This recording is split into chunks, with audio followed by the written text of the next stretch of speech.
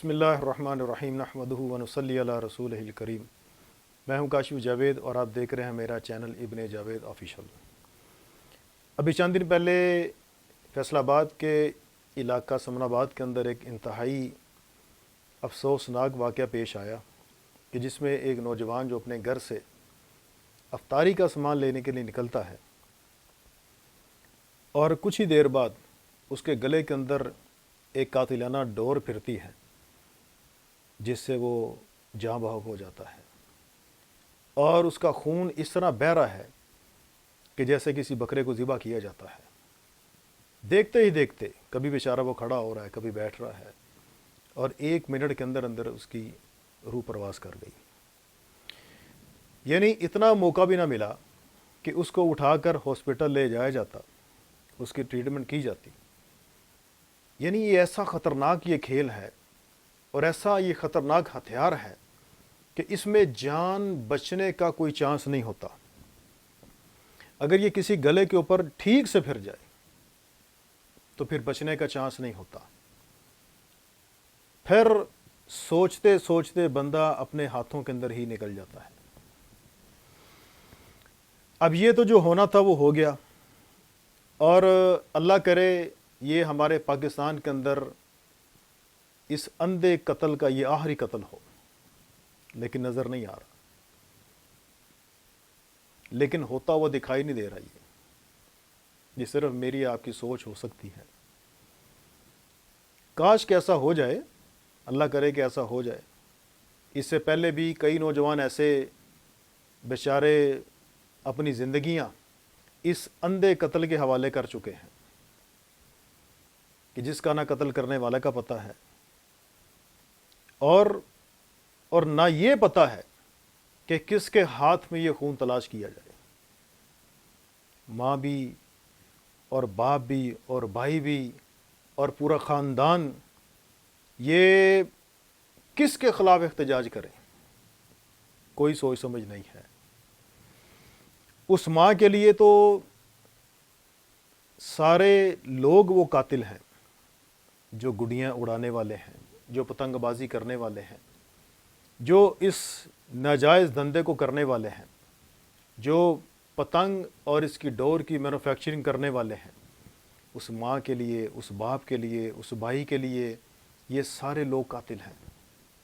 और अल्लाह की कसम मेरा दिल कह रहा है कि क़यामत के दिन ये सारे चढ़ाने वाले, डोर किसी एक की फिरती है, लेकिन क़यामत में ये सारे अल्लाह के यहाँ मुजरिम और कातिल खड़े किए जाएंगे। ऐसा दर्दनाक खेल है ये। तो बहरहाल अल्लाह करे ये हमारा आखिरी जवान हो कि जो इसकी बैंड चढ़ गया है। अल्लाह आसिफ की कुर्बानी को कबूल फरमा ले इस मुल्क के हक़ में। अल्लाह ताला हमारे लोगों के दिलों को फेर दे। हम इतने सख्त दिल हैं कि हमें किसी का खून बहता हुआ देख कर भी तरस नहीं आता।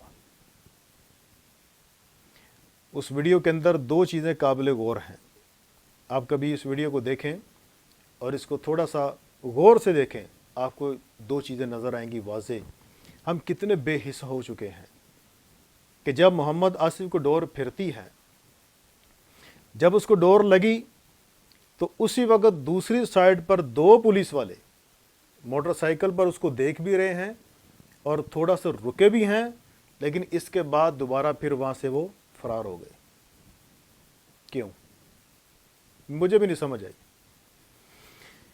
दूसरा, जब मोहम्मद आसिफ को डोर फिरी और उसकी मोटरसाइकिल गिरी, उसके करीब से एक बंदा उसके गुजर रहा था, उसने मोटरसाइकिल को वहाँ बिल्कुल आस्ता किया, उसको देखता रहा और साथ ही वहाँ से वो भी निकल गया।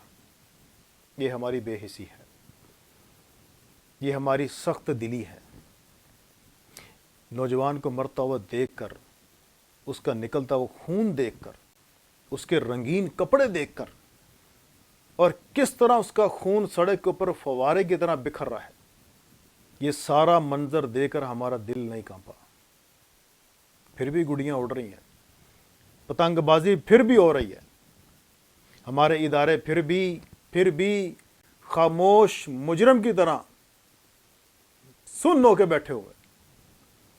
ہماری حکومت پھر بھی خاموش مجرم کی طرح بے سدھ ہو کے بیٹھی ہوئی ہے. ہماری پولیس، ہمارے متعلقہ ادارے بے سدھ اور سن ہو کر خاموش بیٹھے ہوئے ہیں، کوئی پرواہ نہیں.